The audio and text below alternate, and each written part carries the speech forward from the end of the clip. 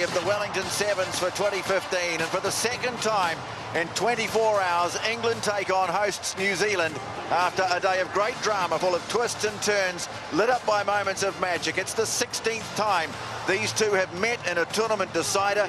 New Zealand with a 10-5 advantage in finals between the two.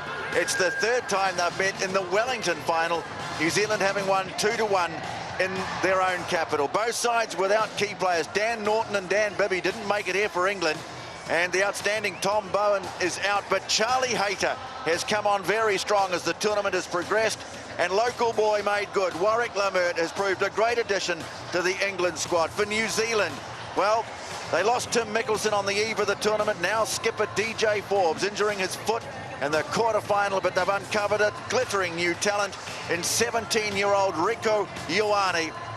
And as he's been right throughout the weekend, he will start in the New Zealand team. A bit of a new look to the New Zealand team, but a familiar encounter, this one. New Zealand and England in the Wellington final.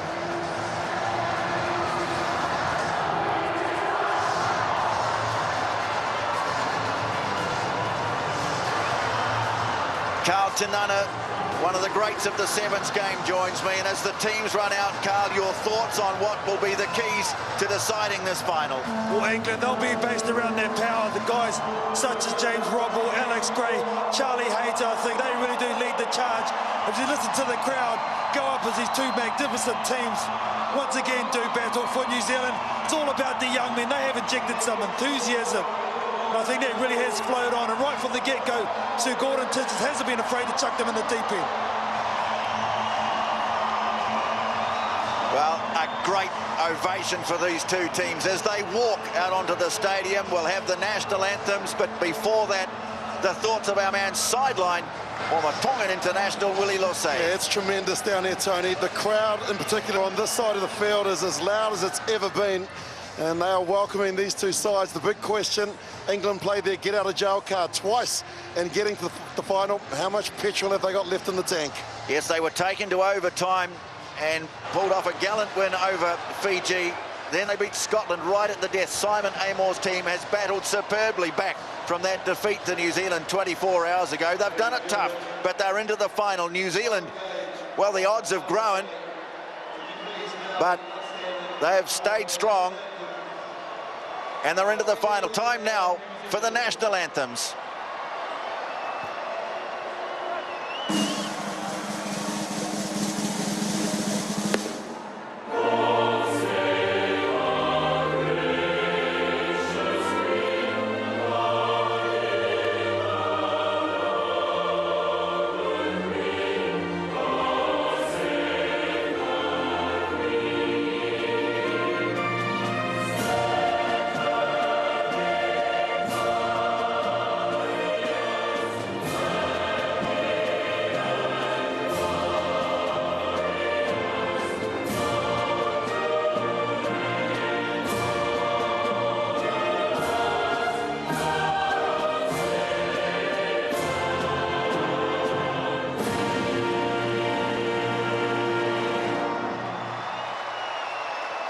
And the national anthem of New Zealand.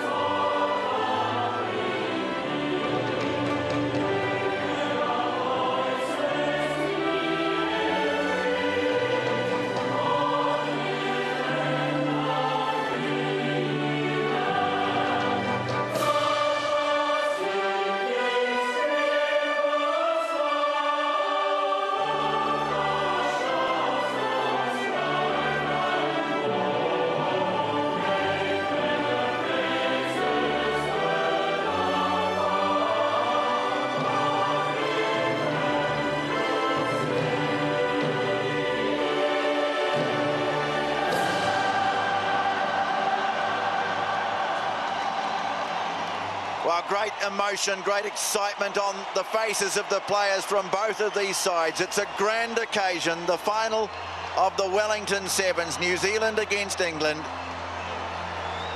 And Warwick Lamert hearing the national anthem of New Zealand, the country he's grown up in, country he was born in, and his adoptive country, England.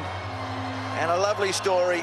Warwick Lamert, he went just before the tournament started to Gordon Titchens, the New Zealand coach, and he thanked him for what he'd done to make him a better player. And here he is now turning out against New Zealand.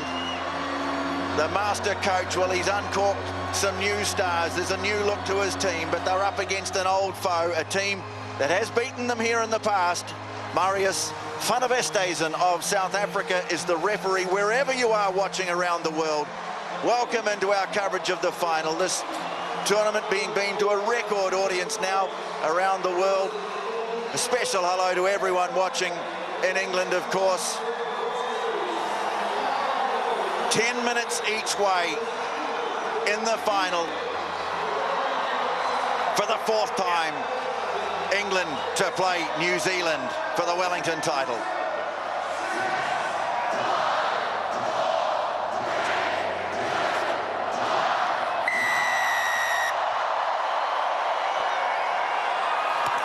And it's Tom Mitchell, the England captain, who kicks off, and straight away the ball is in the hands of Big Sam Dixon for New Zealand. Joe Webber has been outstanding this weekend with his searing pace and his dazzling feet. And here's the young man who has lit up the tournament for New Zealand, Rieko Ioane, fighting his way down to the 22. Gillies Kaka runs into space and then moves it on quickly. Through the hands it goes. And waiting for it out on the right flank is Dylan Collier, and he's in for the first try of the final. Brilliant start, New Zealand. And it's down to the two young kids. TJ first. Rieko Ioane on this near side of the field. Makes his physical presence felt right here. Takes out three defenders of England. They get a quick recycle. And then this guy, look at him stop and go around Warwick Lamert. Dylan Collier having to step up into his captain's boots, and he's filling them beautifully.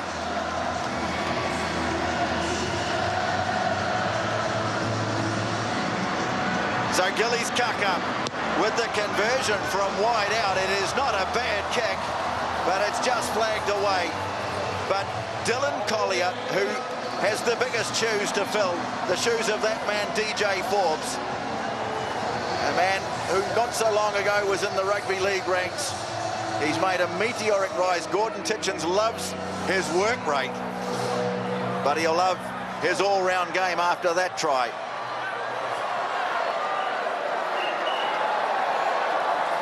So Gillies Kaka chips the kick out, and Collier, the man who scored the try, is after it. Well, what a start he's made. Ioane moves it on. Here's Kaka, he's going to take them on. Drops the ball behind him, and Sherwin-Stowers has to tidy up, and Dixon's there at his shoulder to help out. Now Ioane, he's got the confidence to go at them. Dixon senses maybe some space out on the right. That's not a great pass to Sherwin-Stowers. And New Zealand will have to go again. Good hassling defence from England. But Curry pulls it away for New Zealand. And now Kaka drags defenders across the field and doubles around Webber. And here's space for Collier on the left-hand side of the field. Again, he's hard to stop. Again, New Zealand have attacking ball. Curry, they were offside. Looks for the offload, can't get it away. Just about loses his strides in the process. Ioane, well, he's in everything. A boy playing men, but what an impact he's having, and here's the second try coming up. This is magnificent from New Zealand, and Kaka scores the second. Well, at the moment, Tony, New Zealand are playing physical football. They're going up the middle of the park first. This kid, look at him, only a young man. Rieko Ioane, his other offsider, Dylan Collier, giving that last pass to Gillies Kaka, who I think has really stepped up this tournament. He's been outstanding. Yeah, the other thing about it, guys, is making good decisions. You've mentioned the two young guys here. Take it right back to the kickoff where Collier just kept his eyes on the ball, got possession. The 9/10 of this game is exactly that. Well, Kaka scored the try, but he couldn't convert. It's 10-0, but we stress this is a different ball game, the final. It's 10 minutes each way, and we've had only 4 minutes of the 20, but it's all New Zealand so far. We can see there England just not sticking to their tackles. There's a lot of arms rather than shoulders. And when you do that, New Zealand are able to get out and offload. And they're finding the spaces at the moment. Ambrose Curtis, Murphy, Taramai on the bench for New Zealand. One short, of course, as are England. Bench will be important later in the tournament, or later in the final. Taken down nicely by Alex Gray. He's done a power of work for England. Well, first chance now for England to have a go. And here's Charlie Hayter. Moves it on. They're quickly up on Rodwell. They realise the danger that he poses. Never had his hands on the ball. Lamert, who's been the janitor for England. He's been cleaning up everything. And beaten this time to the punch by Sam Dixon of New Zealand. Number 3 on his feet. Well, again, great work at the breakdown. Here they go, very compact though, New Zealand. Yes, numbers cluttered around on that side of the field. But there's space out on the left for Collie. But Watson's done well. And that time going over the touchline.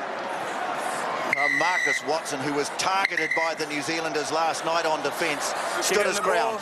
Throwing the ball away. Oh no, that's a bad mistake by Webber. He's thrown the ball away. Number 10. Joe Webber. And New Zealand's dominant start will come under immediate threat. 15. I'm not sure about this. Joe Webber has thrown it back. Where they're going to throw the ball and how you... Oh, I don't get that. Well, England take it. So New Zealand down a man. Things can change so quickly. And here's Rodwell. Dixon again over the ball like a barnacle, but England have it, and they've got numbers, and space, and here's Watson. Turns it back and field to Lewis Pratt. Now numbers away on the right. Norton looks in bad shape, but he waits out on the wing, and here it comes. It's Marcus Watson, and he's in.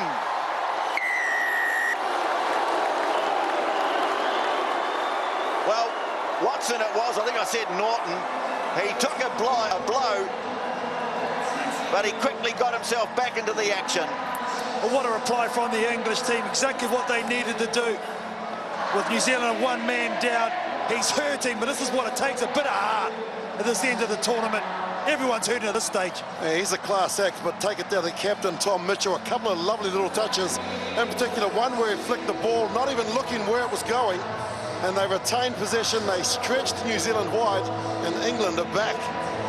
Well, that yellow card has proven costly, because New Zealand's lead has been cut to just 3 points, and England, seizing the opportunity through Marcus Watson, have closed it up to 10-7.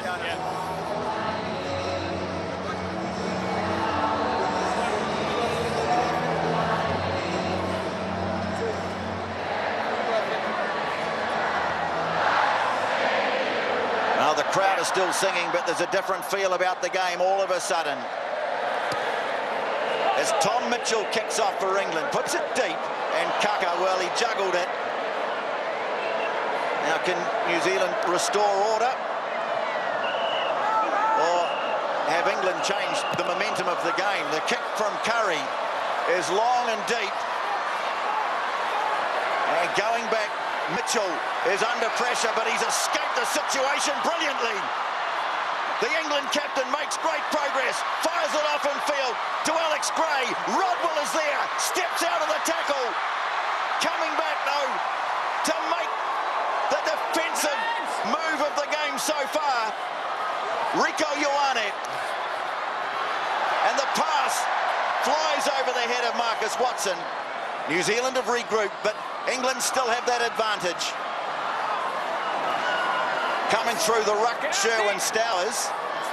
And the ball's come out on the New Zealand side. Ioane puts the shoulder in. The ball comes clear, but England diving through on it have knocked it on. Well, that was almost a turnover for England. And change being made. In fact, it's Joe Webber's back on the field. Let's go.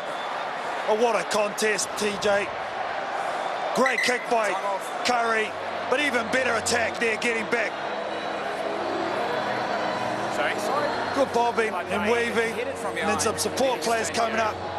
Alex Gray for one. New Zealand were able to turn the ball over. I think they were lucky there. It looked like he used his hand in that ruck. Did a Ioane right in front of the referee, but it was missed. Yeah, they got away with it, Carl, and amazing the tempo of the game.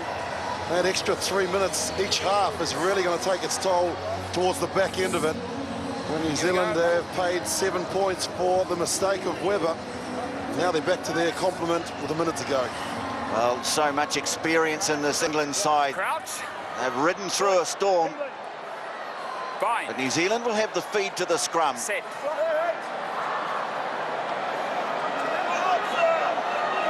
And Gillies Kaka. Away goes. Oh, Webber has to redeem himself. And he puts the kick in, and New Zealand chasing hard, and it sits up beautifully for Ioane.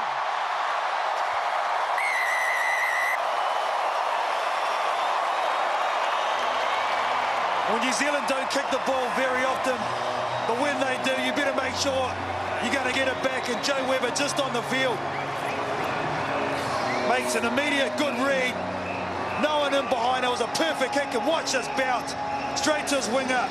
And this kid has been outstanding, hasn't he, Willie, all weekend long? Yeah, look, it happened right in front of me, and the kick went, and his eyes lit up. The 17-year-old on the big stage put the hard yards in the first 10 metres. That's what made the difference, is that he powered to put himself in a position when it sat up, he couldn't believe his luck. Well, he's just a couple of months out of school, but he's taken everything in his stride. A remarkable performance from the young man. Again, the kick is unsuccessful, but New Zealand restores some of the advantage. It was a great read from Webber, and he owed his team one. And it could not have sat up better for the flying Rieko Ioane. Yeah, it was alarm. Just put it down. If they want to throw it, they've got to have the option.